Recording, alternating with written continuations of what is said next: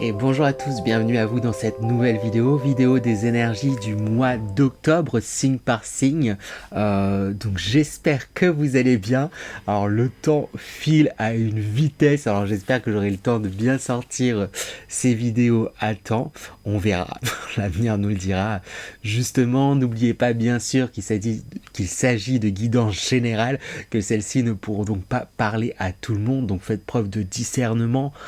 Prenez vraiment uniquement ce qui résonne et vibre avec vous, ajustez les choses à votre juste mesure et comme j'aime bien le dire et le répéter, la meilleure des guidances vraiment, en plus ça reste la vôtre. Donc même si vous croiseriez, vous voyez le meilleur médium, le meilleur voyant, le meilleur cartomancien au monde, peu importe, si il vous conseille quelque chose mais vous sentiez que vous devez faire les choses autrement, le but c'est pas de se prendre la tête, faites les choses de la façon dont vous sentez que vous devez faire les choses, ça veut dire que c'est cette façon-là que vous en apprendrez le plus. Et ça, c'est important de se le dire et de se le rappeler.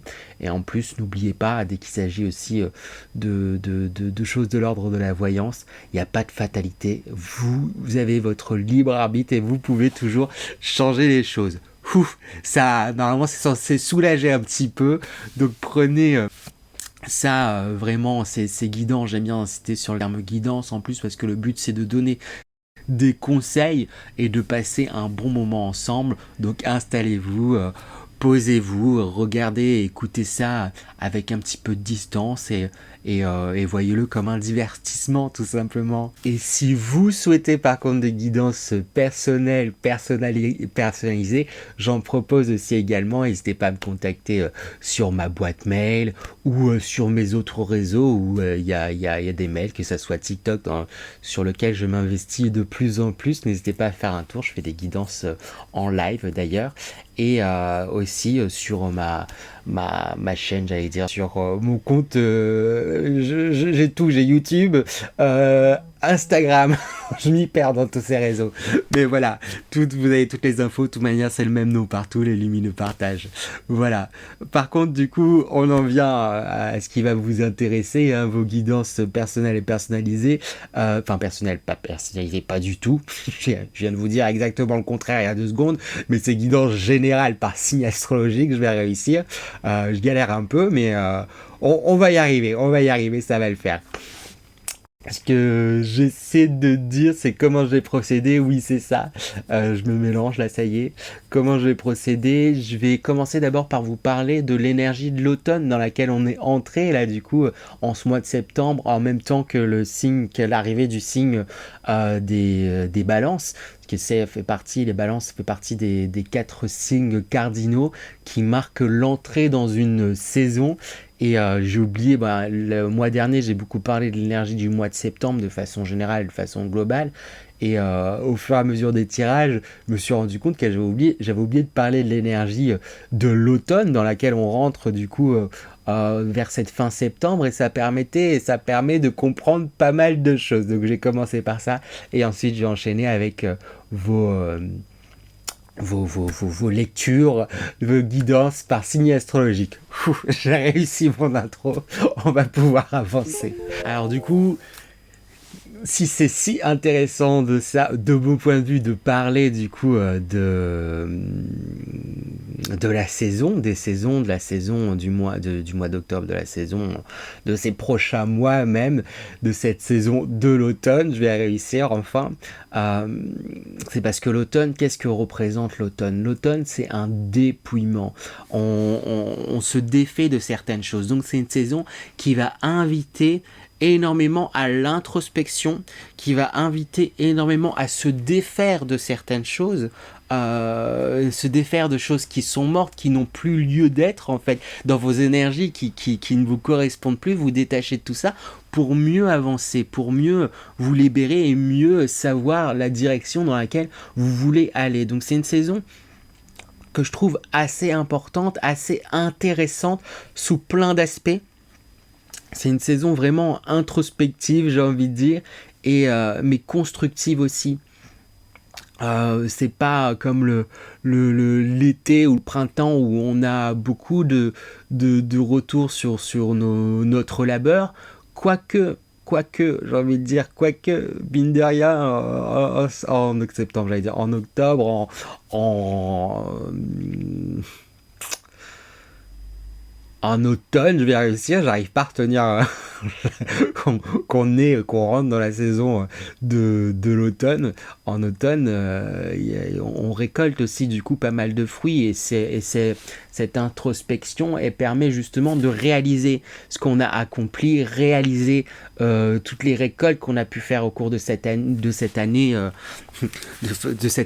de ce cycle de saison. Ça permet de réaliser, c'est important de prendre ce soin, j'allais dire, mais pas de hasard. Si je fais ce lapsus, c'est prendre soin aussi. C'est un moment, une période pour prendre soin de vous et réaliser vraiment votre parcours sur cette dernière année encourue, parce que des fois si on prend pas le temps de se poser, on prend pas le temps de se rendre compte en fait de certains gains qu'on a pu avoir, et si on se rend pas compte, c'est dommage, parce que ça fait un appui en moins en fait aussi pour pouvoir avancer et pour pouvoir continuer en fait à évoluer.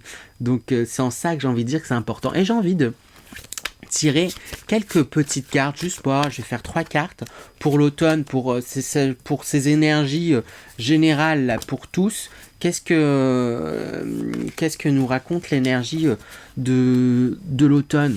Alors du coup, l'automne, qu'est-ce qu'il apporte de façon générale et globale? Alors, j'ai tiré 3 cartes directement, j'ai eu envie, j'ai suivi mon intuition. On a cette carte où on a une méduse en forme de main, une méduse en forme de cerveau. Et ce que je trouve assez intéressant, et la façon dont je ressens cette carte et cette énergie, c'est que cet automne va permettre à bon nombre d'entre vous, bon nombre d'entre nous, je m'englobe aussi là-dedans, de trouver un équilibre entre les réflexions, les pensées et l'action. Parce que des fois, on peut souvent rester dans quelque chose de mental et pas oser passer à l'action. Et au final, il y a un juste équilibre à faire. À contrario, certaines personnes peuvent être très dans l'action et peut réfléchir après. Et là, cet automne, il va inviter à prendre conscience que peut-être qu'il y a déjà eu un travail là-dessus, prendre conscience qu'il y a un équilibre justement à trouver là-dedans entre les réflexions, les idées, les envies, les choses qui peuvent être très mentalisées, j'ai envie de dire, et les actions qu'on peut mener concrètement pour aller dans cette direction-là.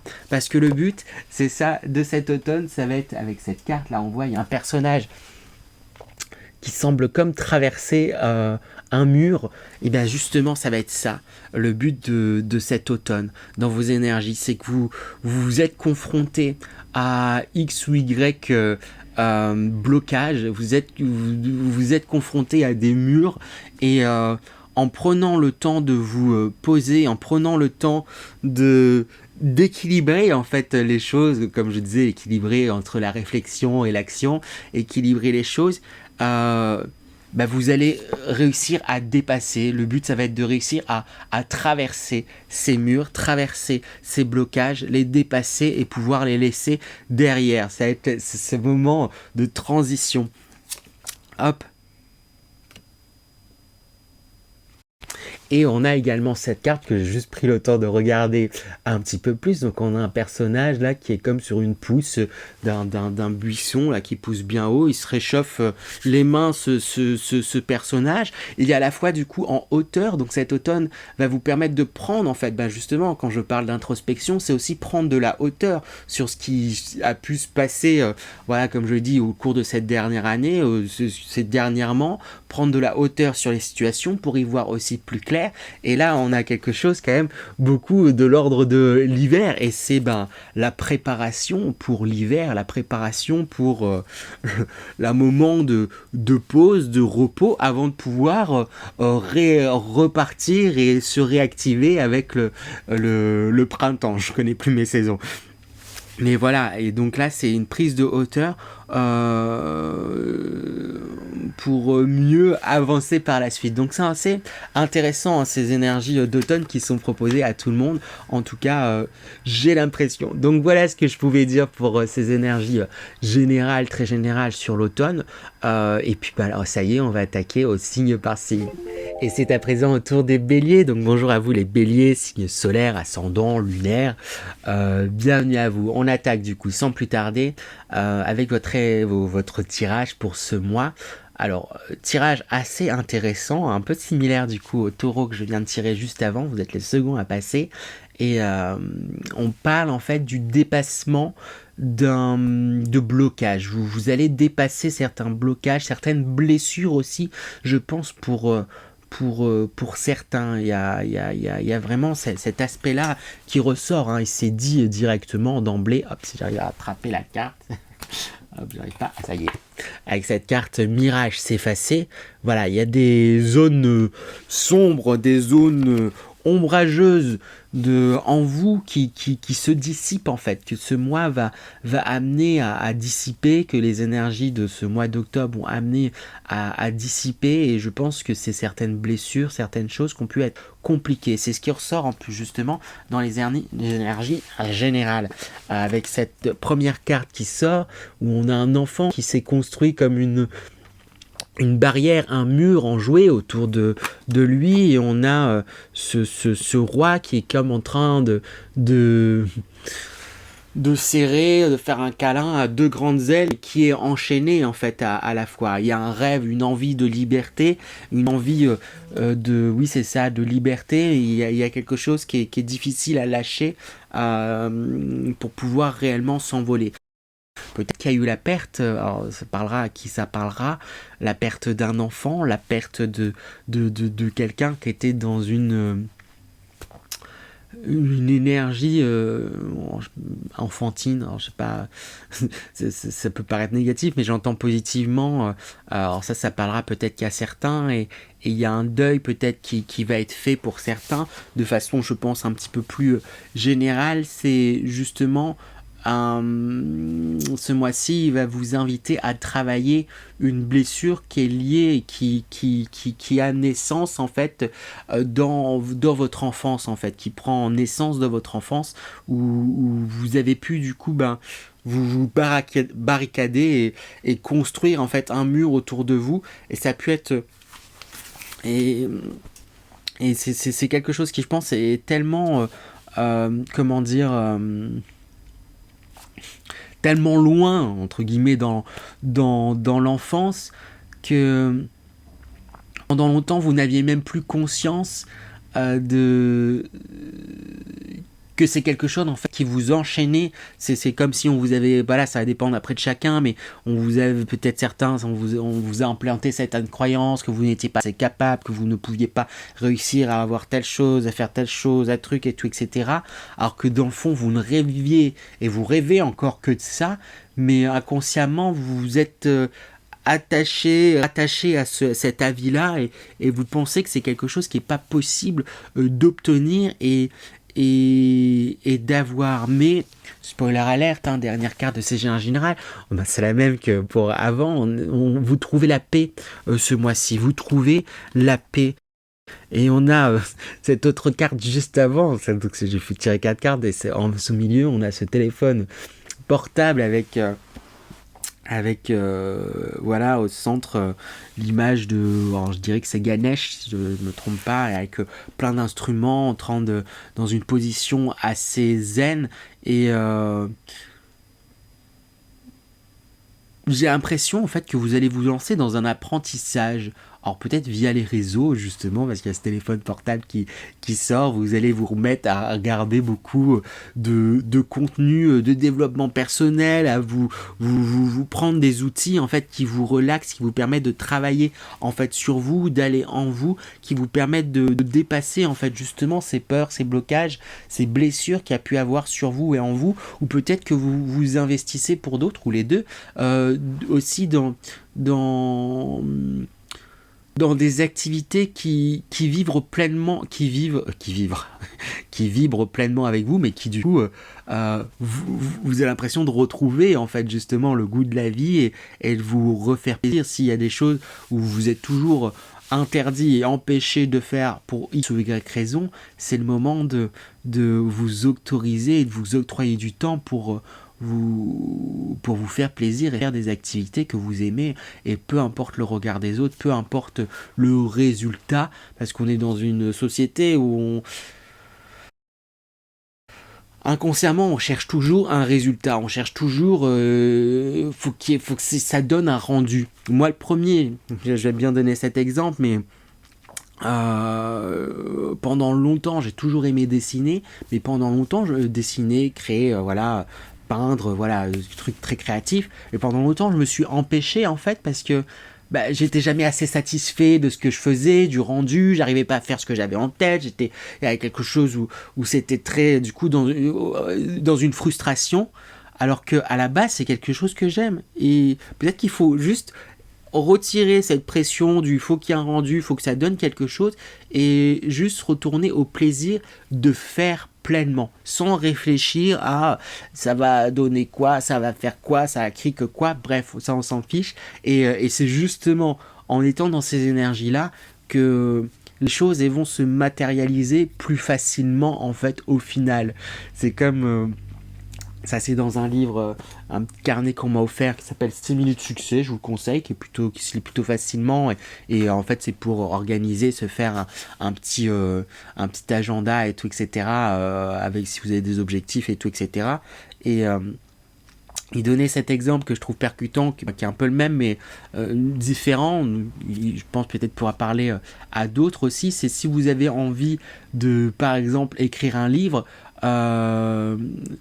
C'est une très bonne chose, mais plutôt que se fixer sur des objectifs là, qui est écrire un livre, essayer de mettre en place des choses qui peuvent se transformer justement en habitude. Parce que oui, ça va demander un petit effort au départ de mettre en place des petites choses pour qu'elles se transforment en habitude, mais une fois que ça sera ancré en habitude, ça sera un réflexe, vous n'aurez même plus à y penser, ça sera quelque chose de naturel. Et pour justement écrire un livre, plutôt que de se dire tous les jours j'écris un chapitre ou j'écris tant de pages, j'écris et c'est parce que ça peut être une pression énorme, juste ramener ça à tous les jours, j'écris 5 minutes ou 2 minutes, peu importe, j'écris 5 minutes, juste 5 minutes, et peu importe si un jour dans les 5 minutes j'écris 3 pages, et si un jour dans les 5 minutes j'écris 2 lignes, j'ai pris l'habitude d'écrire, et c'est déjà ça. Et pareil, peu importe si j'écris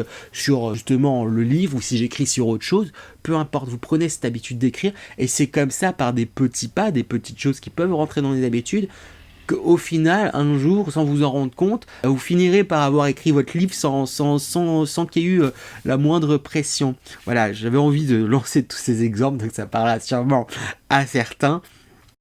Mais parce qu'il y a quelque chose de cet ordre-là où vous réinvestissez en fait en vous, et ça et ce... tout ça part d'un bouleversement. Alors je pense que ce bouleversement il va être très différent pour chacun, mais c'est dans les atouts. J'ai demandé quels étaient les atouts, les forces, les choses sur lesquelles vous pouvez vous appuyer. Et j'ai la carte de l'éveilleur qui sort, et dans les petits mots qu'il y a marqués en dessous, il y a crise, choc, comment encore, bouleversement, réveil en fanfare. Donc je pense que c'est une carte qui peut être lue très différemment en fonction de chacun. Peut-être que certains, il y a un côté où j'ai l'impression que certains vont se rapprocher de leur essence, de leur âme, et du coup trouver un côté un peu plus spirituel. Ça va peut-être débloquer certaines énergies, et du coup ça risque de peut-être vous perturber si vous mettez à capter différentes énergies, différentes choses et tout, etc. Pour d'autres, peut-être pas... Voilà, ça va dépendre vraiment pour chacun, mais peut-être pour d'autres, il y a quelque chose qui va être vécu, qui risque d'être vécu difficilement dans un premier temps, mais voilà, c'est toujours important de garder un certain recul en fait sur les événements, parce qu'au final, c'est cette chose qui pourrait être un peu brutale, brusque pour beaucoup, c'est une opportunité en fait pour vous, pour vous lancer dans quelque chose, pour vous octroyer du temps, pour justement grandir. Parce que l'autre atout, on a l'accroissement, partage, récompense, débordement, expansion, épanouissement et terrain fertile. On parle d'abondance. Mine de rien, que vous le vouliez ou non, que vous vous en rendiez compte ou pas, il y a un terrain fertile pour que vous puissiez justement vous libérer de certaines peurs, libérer de certaines blessures, pour que vous puissiez aller dans la direction dans laquelle vous souhaitez. Il y a un terrain fertile, vraiment, vraiment, j'ai envie d'insister, plus. Donc les choses elles vont se faire assez naturellement. Et dans les défis, les défis, avec cette carte de l'union, alors peut-être que cette crise, ce bouleversement, ça vous impacte dans votre vie de couple, dans votre vie justement en communauté, et c'est justement ça en fait le défi, ça va être de réussir à communiquer, parce qu'il y a il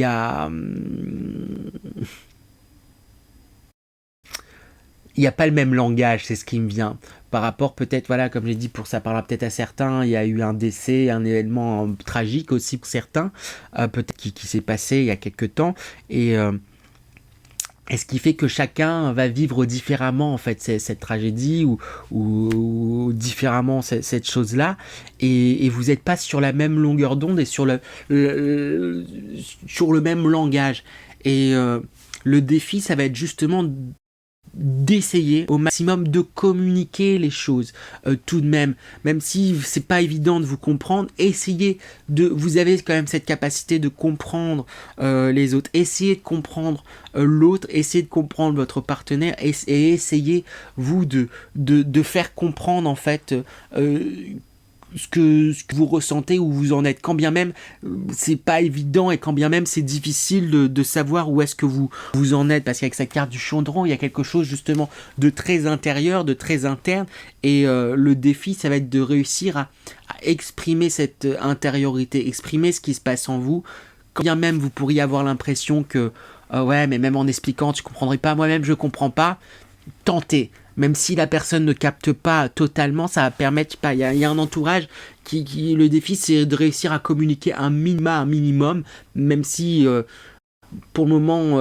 ça reste un peu en parallèle et vous avez l'impression que la personne ne capte pas entièrement. Faites un petit peu cet effort-là quand même, pour donner des billes et pour que la personne puisse vous aider à comprendre un petit peu votre cheminement, même si c'est pas totalement, ça va aider, ça va aider. J'ai vraiment envie d'insister là-dessus. Les conseils qu'on vous donne pour dépasser ces défis, pour réussir à dépasser ces blessures en fait aussi quand même, pour vous aider à bien communiquer. Alors le premier, avec ce 8 de coupe qui ressort encore une fois, du coup sorti vraiment, il y a beaucoup de similarités avec le tirage précédent.